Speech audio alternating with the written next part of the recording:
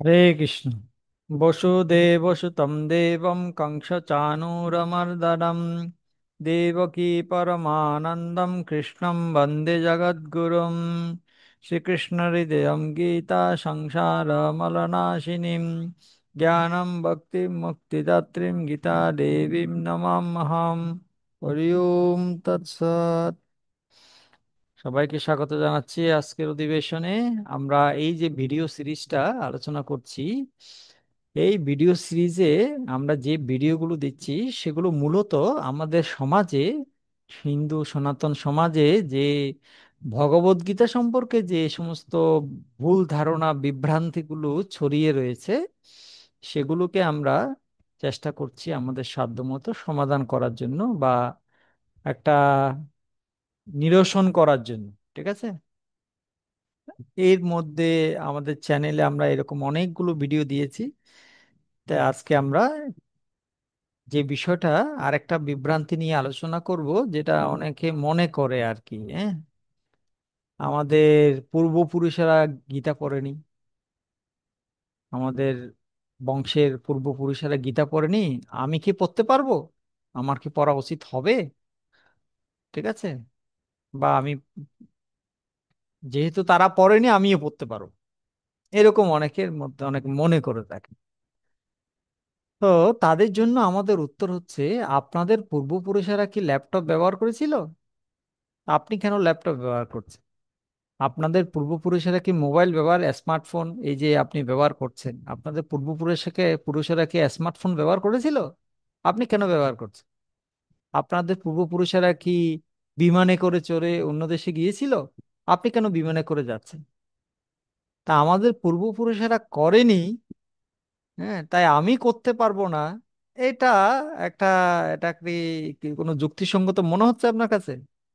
হ্যাঁ, আমাদের পূর্বপুরুষেরা হয়তো নদী থেকে জল পান করতো, কুয়া থেকে জল পান করতো, আর এখন আমরা আহ নল টিউবওয়েল বা ডিপ টিউবওয়েল বা বিভিন্ন ভাবে আমরা জল পান করছি, পরিষ্কার জল।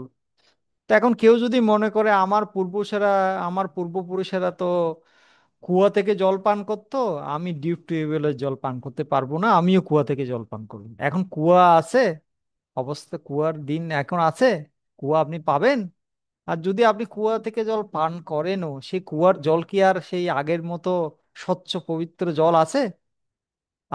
আপনার পুরুষেরা হয়তো ঢেকিতে ধান চেটে সেটা থেকে যে যে চাল হতো সেইগুলো তারা রান্না করে খেয়েছে।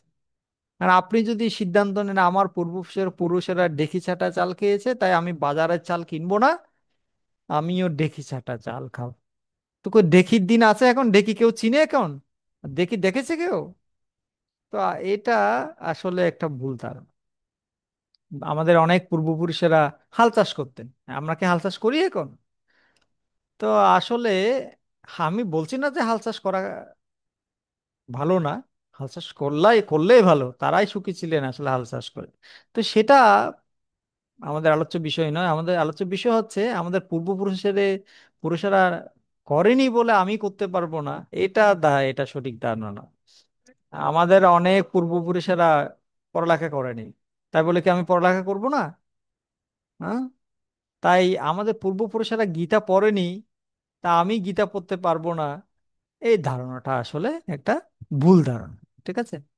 তাই আমি আপনাদেরকে অনুরোধ করব, আপনাদের পূর্বপুরুষেরা পড়ুক বা না পড়ুক, আপনি পড়ুন। হুম, আপনি জানুন, আপনার পরবর্তী প্রজন্মকে, আপনার সন্তানকে আপনি গীতা শিখান। তাহলে আমাদের সনাতন সমাজটা একটা সুখী, সুন্দর এবং পরিপূর্ণ সমাজ হবে। ভালো থাকুন, সুস্থ থাকুন, কৃষ্ণ ভাবনায় থাকুন। হরে কৃষ্ণ।